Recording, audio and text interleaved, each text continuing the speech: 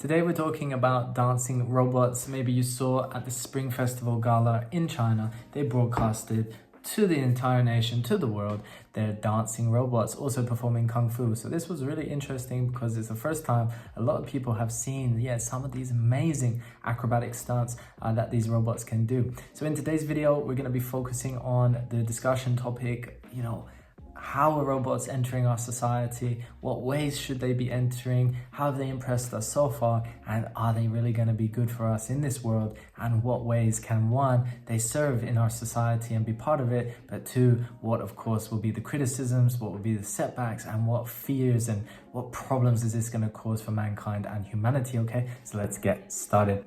So the first thing that's really interesting and shocked me was the acrobatic ability that these robots had. Really stunning performance. So they were able to perform backflips and front flips and cartwheels, and they were actually doing Kung Fu on this stage. It was really incredible, and it was choreographed perfectly.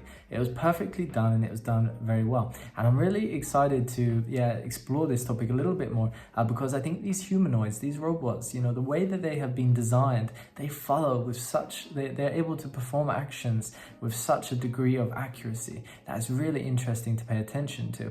When I first saw this video, I was a little bit shocked and surprised, I must admit, and I thought about the capabilities that they may have. So when I think about robots, I first think about how that they can replace lots of jobs, but I didn't think, wow, they're going to replace dancers and performers. That wasn't really something that I had thought about before. So when I saw them being able to perform these actions in that way, I thought, wow, for the first time I really can see why people across all industries would be worried about how these robots, these humanoids can disrupt. And it's really quite interesting to notice and quite shocking to see. So one thing to notice that was quite interesting about the video is not one robot loses its balance throughout the entire performance. So it was indeed a flawless performance, and I think really interesting for people to pay attention to and to watch. And I think most of the world were quite impressed with that. The second point here is about the human-like precision. So I think people get more uneasy and anxious and uncomfortable around these robots when they try to look more human. So if you put a human face on a robot, I think people are going to feel really uneasy about that, and it's not going to feel good. I think people are going to be a bit worried and weirded out when you don't know, okay, is someone a robot or a human? I think when we have to ask that question, that's not a good sign. But when they're clearly mechanical and robotic and machine-like, I think it makes us feel a bit more certain that, okay, they're a robot, that's fine. So you can kind of categorize them in that way, and it kind of seems less threatening in that way. And I think it's interesting how robots, are going to be introduced to us in society. We already see them in the form of robo-taxis.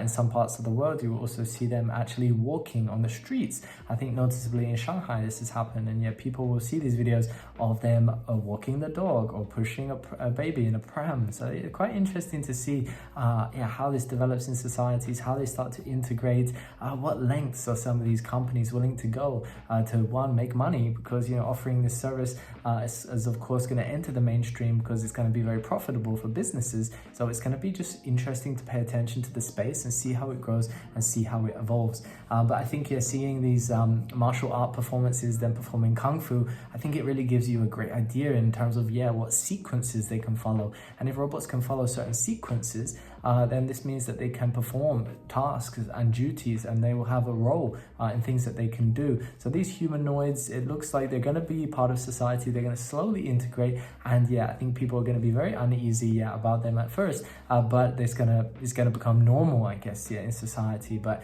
I think from my perspective, my point of view, I haven't seen them myself, and I think when we do see them, it's going to be strange, it's going to be weird, and I think the government needs to have some controls and restrictions on that. The next thing that I want to talk about is the fusion of art and technology. So I mentioned before that I didn't really think about how robots can, I didn't see them in this performance world, in this performance space. And I never really thought about, people paying tickets to go and see a robot show. But then I thought about what's next? Maybe it's the robot Olympics, maybe would people pay to go and see robots competing against other robots? Then I thought about gladiators. What about if robots would be, become gladiators and people would go to the Colosseum to watch robots fight with each other? So there's going to be, I think, these different areas in society where these robots are going to, they're going to be present, and I think they're going to open up different opportunities for businesses to latch on to that type of space, and for them again to try and generate profit, trying to make money from using robots, whether it's for fighting, whether it's for making jokes. Maybe you go to a stand-up, watch a comedian and it's a robot comedian.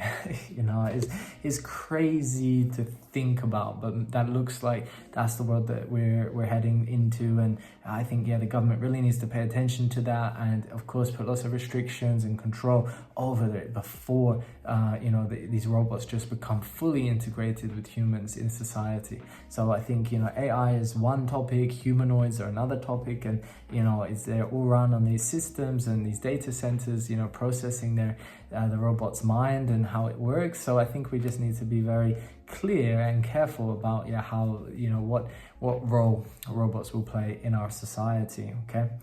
So next one is about showcasing global competitiveness. Okay, so there's no secret that China and the US, they are ahead in terms of production of these humanoids and of these robots, and it seems like they are in a neck and neck race in terms of production. They want to be the first ones to showcase their technological innovation, their ability to always innovate and create the next new thing, and that's why I think China's showing these robots in their Spring Festival Gala. I think this is a moment for them to showcase their strength and their leadership and their innovation. So I think for a lot of people, it's interesting to see that. And there is, of course, this global competitiveness. There's this investment, and you see this as well in AI. People say that maybe it's a bubble, because people are investing so much money into it, but they don't really know how successful it's going to be, how much is going to be integrated into our society, and which companies are gonna be the best, the top ones, and are they going to remain the same? Because